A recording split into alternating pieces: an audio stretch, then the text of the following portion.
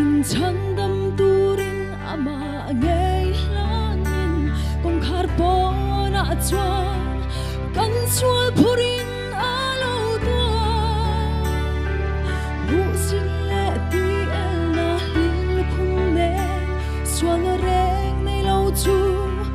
dai po na chuan an khai ka an mu chit na chu phurin kal chua gang u heta hi